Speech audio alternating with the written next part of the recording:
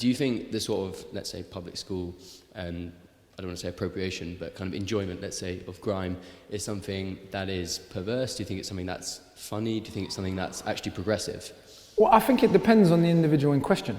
I think someone enjoying another group of people's culture, there's nothing perverse about that, unless they have perverse opinions about the same group of people whose culture they're claiming to enjoy.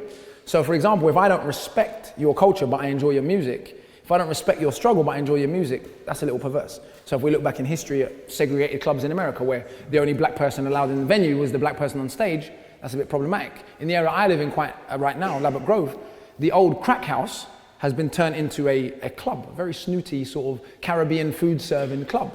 And when too many black guys go there on the weekend, everyone gets uncomfortable. But it only plays reggae music and serves Caribbean food. You've got to make up your mind, which one do you want?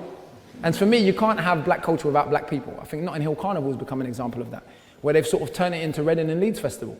There's nothing wrong with Reading and Leeds Festival, they're great festivals. But Notting Hill Carnival was set up directly in the wake of a racist murder of a man called Kelso Cole Crane to promote and celebrate Caribbean culture.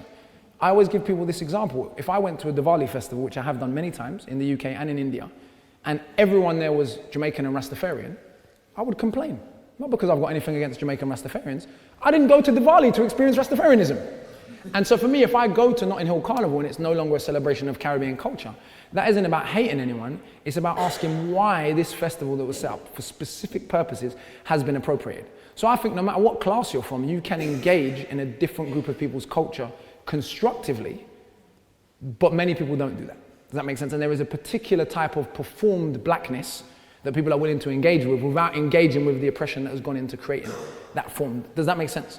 So I don't think necessarily because someone happens to be wealthy and white, that means they can't engage with black culture in a constructive way. But there is certainly a condition of, I want to cherry pick the bits of blackness I'm willing to listen to and hear, and I don't really want to engage with the wider issues, and I certainly don't want to deal with what went into creating grime, because grime is an offshoot in many ways of hip hop, even though many grime artists wouldn't admit that. Hip hop is an offshoot of the traditions that come before it.